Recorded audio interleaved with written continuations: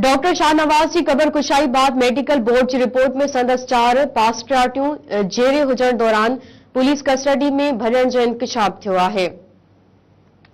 Police मथां जाली मुकाबले में मार्चवल उमरकोट वासी डॉक्टर शाहनवाज कुंभर की कबर कुशाई बाद मेडिकल बोर्ड के 5 माहिर डॉक्टरन की रिपोर्ट में बुधायो वियो आहे त एक्सरे वसीले डॉक्टर शाहनवाज के 4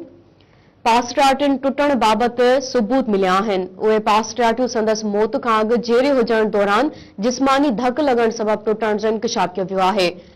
याद रहे तो डॉक्टर शाहनवाज केस की जांच टीम में शामिल एसएसपी उमरकोट पारां एक लेटर लिखी मेडिकल बोर्ड खां इहो पुछियो वियो हो त डॉक्टर शाहनवाज जूं जेके 4 पास्टराटियूं टुटियूं आहिनि उहे संदसि मौत खां अॻु जूं टुटल आहिनि या मौत खां पोइ टुटियूं आहिनि। अहिड़े लेटर के जवाब में मेडिकल बोर्ड के 5 माहिर डॉक्टरन पारां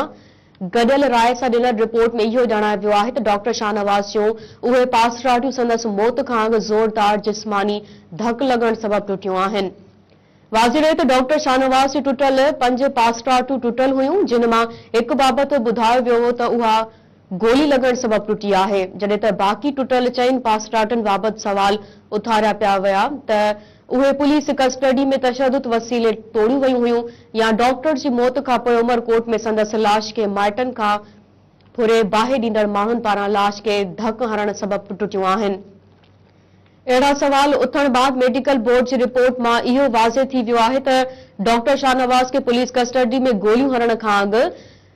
मथसि बेरहमानो तशद्दुद पिणु कयो वियो हो, जंहिं सबब संदसि 4 पास्टराटियूं पिणु टुटियूं पयूं हुयूं।